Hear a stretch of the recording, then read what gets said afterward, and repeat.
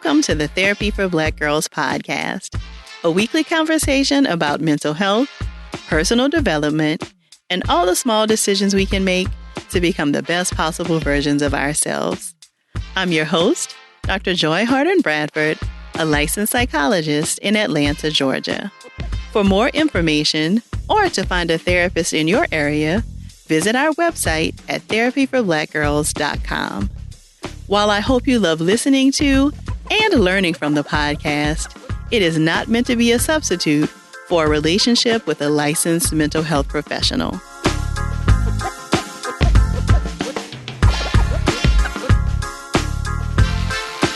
Support for today's podcast comes from Bombas. Do you find yourself often thinking about socks? If you're like I used to be, probably not often. But I recently discovered socks that changed the way I'll think about socks forever. They're called Bombas. Bombas are super comfy and super cute socks for the gym, work, or anywhere else you'd like to wear them. I love that the patterns and designs are different than any others I've seen, and their no-show socks are perfect for when you need to wear a sock but don't actually want to see it. And for every pair of Bombas purchased, they donate a pair to someone in need. Buy your Bombas at bombas.com/TBG today and get 20% off your first purchase. That's bombas.com/TBG for 20% off. Again, that website is bombas.com/TBG. Now let's get into the episode. Hey y'all. Thanks so much for joining me for session 148 of the Therapy for Black Girls podcast. As many of you have now found yourselves home educating the kids in your life, I wanted to bring you a great book that you might want to add to your library called Daddy, Why Am I Brown?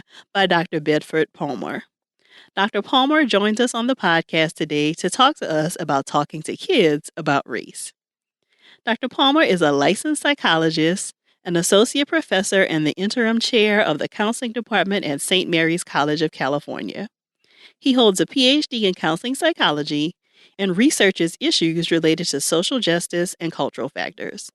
Dr. Palmer maintains a small private practice in Oakland, California, where he works with a diverse clientele and provides multicultural competence training to individuals and organizations. He's also a past president of the Alameda Psychological Association and producer/co-host of the Naming It podcast, and the author of Daddy, Why Am I Brown? A healthy conversation about skin color and family. Dr. Palmer and I chatted about how to talk with kids about race in a way that's developmentally appropriate, the work we need to do as adults to have these conversations in a way that's healthy, and he shared some of his favorite resources, including 6 free lesson plans in case you need them. If you hear something that resonates with you while listening, please be sure to share it with us on social media using the hashtag TBGInSession. Here's our conversation. Thank you so much for joining us today, Dr. Palmer. Oh, it's my pleasure. Yes, I'm excited to have you. So you are the author of a new book called Daddy, Why Am I Brown? And I know that this is a conversation, I would say probably over the past year, we've seen lots of conversations about parents and talking to their kids about race. And so I think that your book will be a nice one for people to kind of add to their home library to really be able to kind of have some of these conversations. But I want to start with hearing, is there such a thing as like a child being too young to start talking about race? I think that that's a tricky thing. You would hope that you could shelter kids from the oppressive nature of race and all that stuff. But the reality is that if your child is going to be out in the world, if they're going to go to preschool, if they're going to walk with you to a store, they're going to be able to understand what's around them, then they're going to encounter race and they're going to encounter their own race. There's a lot of research out there that shows that these encounters happen as early as 3 or 4 years old. So I think that it's better to prepare kids and to help them get an idea of what's going on prior to that first encounter so that they can better navigate it. Because the way you navigate that encounter experience with racism and race and all of that can be profoundly important to the way that you are able to cope for the rest of your life. We know, like you're saying, that like some of the research indicates that kids have some of these experiences as early as 3. Are they typically negative experiences, or is it more like kids realizing like, oh, all of our skin looks different? Well, it very much depends. I don't know if there's a more often case at this point, but I think that the way that the racial identity models work, like Bill Cross has a racial identity model that's kind of the beginning of that, but before that, even Franz Fanon, this idea of kind of finding yourself as the other is what we talk about as the encounter experience. I don't think that finding yourself as the other ever really feels good when you think you're the same as everyone else. Mm. Um, I think that's something you have to contend with because that otherness, at the very core of that otherness, is a lie, right? So it's not going to feel good to be told that you're something different when really our skin color and the differences that are physical on us, they're skin deep, they're not really important to who we are, intellectually, spiritually, our person, our center self, our culture. It's not about necessarily those external phenological traits and, phenotypical, when we are placed into a context where race is important, it is this kind of true thing that we will be treated differently. So I think that kids can kind of be ushered into this idea of, specifically for Black kids, you can be ushered into Blackness in a really positive way, but you're still being ushered into a context of oppression. And there's no way to change that without changing the oppression, right? So you can't like pretend like it's not there and shelter your kid from that because they're going to be walking down the street and it's going to happen. So I think that what we do as elders to children, we prepare them as much as possible and give them the tools so they can navigate any of these experiences. Yeah, and see, that is always my struggle because I am a parent.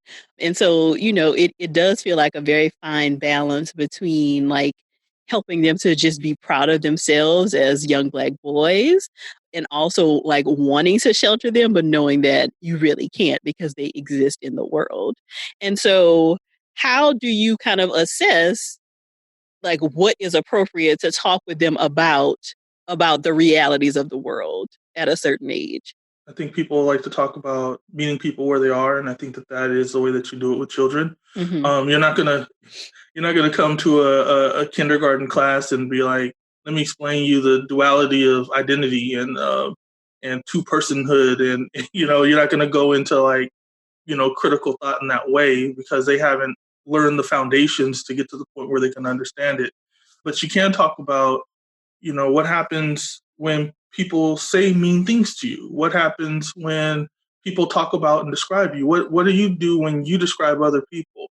Like when you're talking about someone in the pre-K age group or the kindergarten age group, we're talking about fundamental things. What do colors mean? What do printed letters mean? How do you print letters? How do you figure out the days of the week? So I think that you bring it to their space and talk about some of the most basic parts of it. You help them to understand and you don't push them past that. They don't have to come up with their opinion of what race means. You don't have to have them fully indoctrinated into like the joy of Blackness, but you should have them understand that, like, for instance, people will call you Black. Your skin is not black. Your skin is brown, and there's various shades of brown. So though that's confusing for them to use the wrong color when you're being taught these colors, here's one of the reasons why. You see what I'm saying there? Mhm, mhm. Yeah, That, so really, like, you're talking about, like, really developmentally thinking about, like, what other kinds of things they're learning and how you can kinda couch it in some of those same things. right. It doesn't have to really be about, well, as adults, we're talking about power, oppression, and privilege and those things. Like, kids don't have to get all of the scarier parts of it all early. Some of it is just like, how do you just begin to talk about your hair and your color and where you're from? And I think that that's another piece of it is always like linking. You talk about the race stuff, but you link it to ethnicity and culture and help children understand that those are different things and they mean different things and you should take different meaning from those things. And so your thought is take more of a proactive approach as opposed to, like, waiting for the first, maybe negative racial experience to happen. Yeah. You don't wait for children to encounter bad things generally. Like, you don't take your child out and let them play in the front yard without telling them how to deal with the sidewalk and the street and the boundary to the grass. and people coming by, you tell them, don't talk to strangers. Don't go past the sidewalk there. Don't run in this area. There are rocks. You give them that early warning so that they have at least some sort of conception of being cautious Mm-hmm. and thinking about their surroundings so they can begin to understand that. Yeah, again, I think that this is where I struggle with, because you're right. Like, I really enjoy that analogy because that does help me think about it differently. I think where I struggle is like introducing like almost this paranoia that, of course, I experience, right, as a parent and like an adult in the world, but like not necessarily introducing that to kids too young.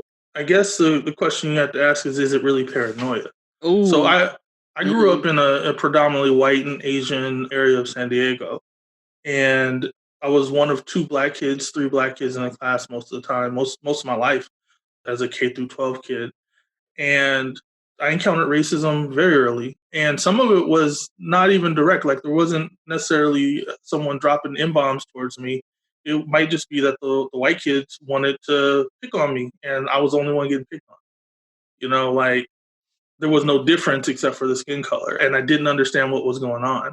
I didn't always understand what was happening in those spaces, and having an idea that like, hey, this might be going on. They might be making the wrong kinds of judgments and they might not understand things correctly might have helped to kind of get through some of those spaces.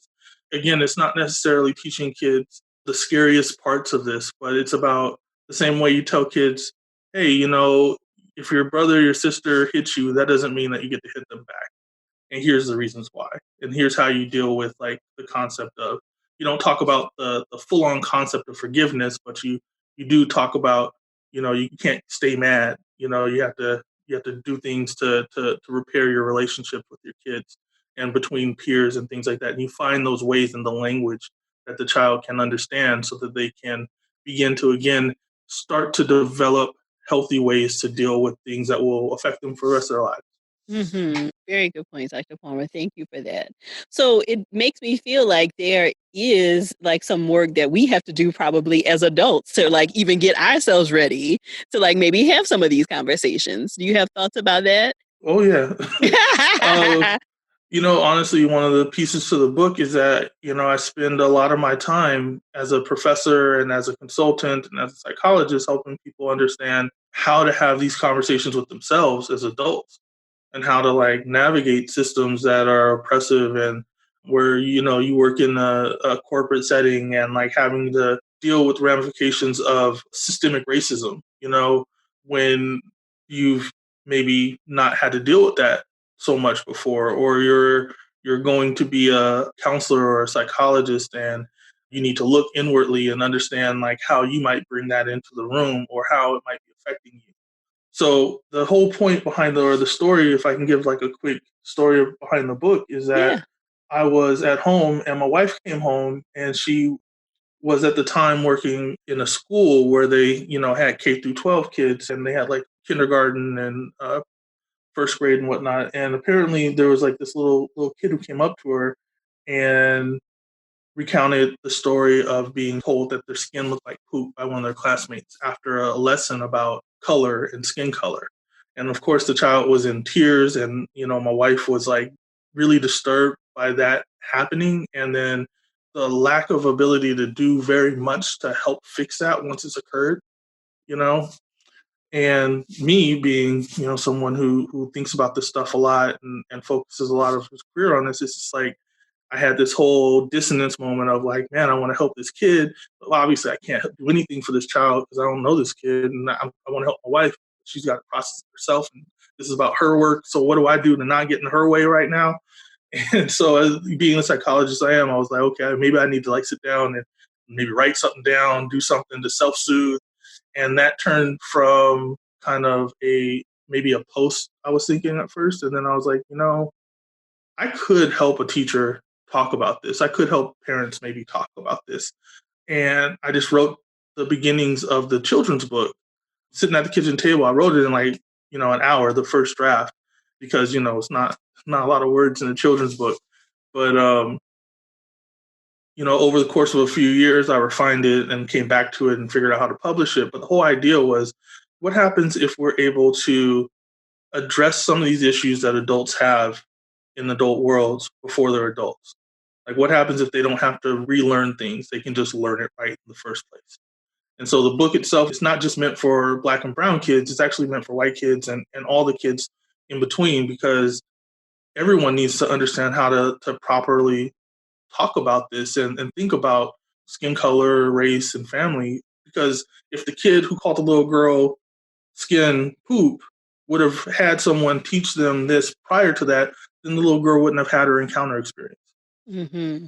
Yeah, and I mean, I think that that is really important, right? Like to think about how everybody talks about race, because I think that is a part of what feels frustrating is that it often feels like as Black people, we often have to have these conversations with our kids, whereas it feels like white counterparts don't. But truthfully, if they were having more conversations, we might not have to have the same conversations with our kids about race. Yeah, absolutely. And I think that that's kind of the crux of the issue, is that if we could just teach kids to understand some of this stuff earlier, then they would have better tools to start to unwind this problem. The issue of racism, oppression, all that stuff. I mean, we're adults now, and it's weird to be in this space because you spend so much time being a young person with the potential to want to change and do all the things.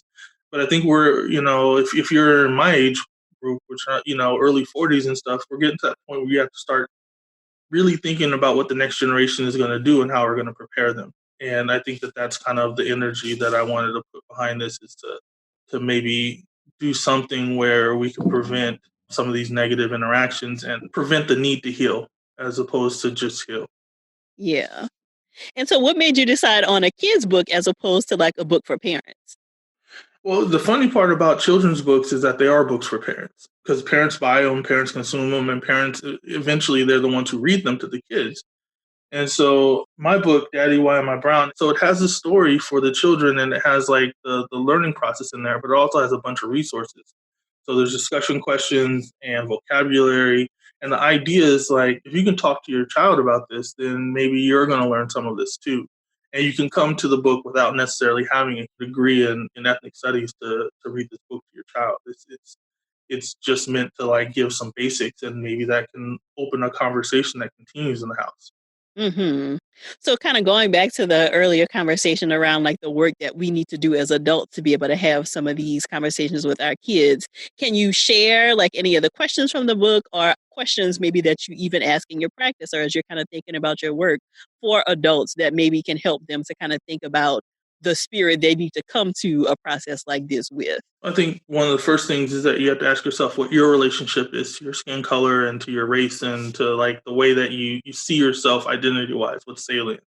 Like, what are some of the areas that are maybe a little hot and you might feel sensitive about? Because, kids, they're going to ask you direct questions. They're really not going to mince words. They're just going to be like, boom, what is this? And so as you're approaching this, you can't respond with your baggage to your child's question about stuff. Otherwise, you're just going to transfer it over to them. So I think that one of the big pieces is just thinking about what would be the healthy way that you would have liked to have talked about this, to have been introduced to this when you were a kid. What are some of the things that you anticipate your child to be exposed to? You might have this conversation differently depending on what kind of groups are around the kids. Like if you're sending your child to a predominantly white school, then that's going to be different than if you're sending them to a predominantly Black school or to a more, multicultural or diverse school. It depends on what kind of home you have. The discussion is really different if the family all kind of share similar skin tones versus, like, for instance, in the book, the family doesn't share the same skin tones and they don't share like all the same ethnicity. So, the mom in the book is multi-ethnic, where she's Black and Chinese, and then the dad is African American or he's Black. So, what do you do with those conversations? I think it gets even more complicated if you start talking about like adoption and whatnot. But I think that it also is an appropriate. I was hoping that people who, for instance, who might engage in a transracial adoption could use this book to help them healthily have this conversation and use it as context.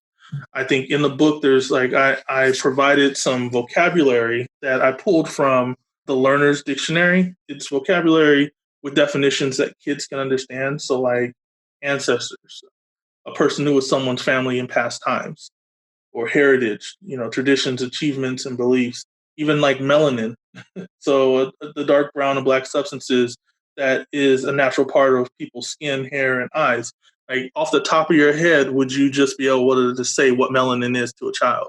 So I tried to kind of think about those things in terms of discussions, questions, just things like what's your favorite color? What makes things beautiful? What does it mean for my skin to be different from your skin? These are some of the questions that kind of come up, and just being able to talk to those and make it feel normal, I think, is one of the big pieces that parents and elders and uncles and aunties and whatnot need to be thinking about.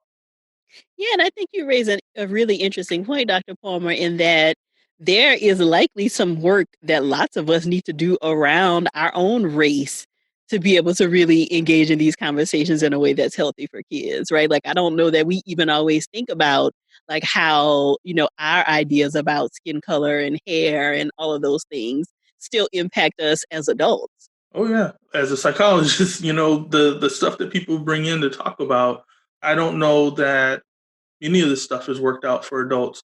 Things like colorism and colorism inside homes, so which child is a light skinned child, which child is a dark skinned child, which kid has the quote unquote good hair and all that stuff. Who looks most like somebody? I mean, those kind of things are generational. If you didn't have the lighter skin in the family, and then bro or sis who have the lighter skin get favored, then how is that going to come out when you have kids who also have variations in their skin tone? What happens when you behave certain ways between different people? Kids see that, so if you're always making faces or rolling your eyes or cutting your eyes at folks who look a specific way, then the kid is going to realize that that's negative. Like that, there's something about that person's negative, and if they see it enough, they're going to recognize the pattern. In order to, and I think this is across the board with parenting. It's not just about race, but if you don't want to pass on the traumas and the trials and the baggage and all the stuff that comes from your life to your child, you do have to unpack that. And I think that that's where a good therapist might come in. If you're thinking about your parenting, that's something that we can help with. That's something you can come in and talk about and think about kind of how do you separate your childhood from your child's childhood. Very good points. I really appreciate that. So, are there other resources? It sounds like you have tons in the book, but are there other resources that you can kind of think of off the top of your head that you think would be helpful for this kinds of a conversation as well? Well, I think for parents, there's some good books that you can read that can give you more context and bring you more into the conversation around race and ethnicity and blackness for black folks. One is The Psychology of Blacks, which is a book that's written by Dr. Thomas Parham, Adisa Jamu, and Esmario Bassi and Joseph L. White. And that really talks about the idea of identity and race from a psychological perspective, but like it really just it hits on education, it hits on like encounter experiences, it hits on family and family structure. Another book is I believe it's called Black Families, and that's Nancy Boy Franklin. Yes. Nancy Boy Franklin, yes. Yeah. Just look up Nancy Boy Franklin if you want to talk about black families and black kids. Like you really that's a good space to go. Black Fathers, Invisible Presence in America. That's edited by Dr. Michael Connor and Dr. Joseph L. White. There's two editions. There's a chapter I'm in the second edition, but that talks about fatherhood with children. And I think that's part of where my head is in terms of like, I mean, the book is about a father and a daughter having a conversation, and I think that's kind of an important thing to kind of to put forward because of all the stereotypes and all that stuff. I think that the stereotypes aren't really real.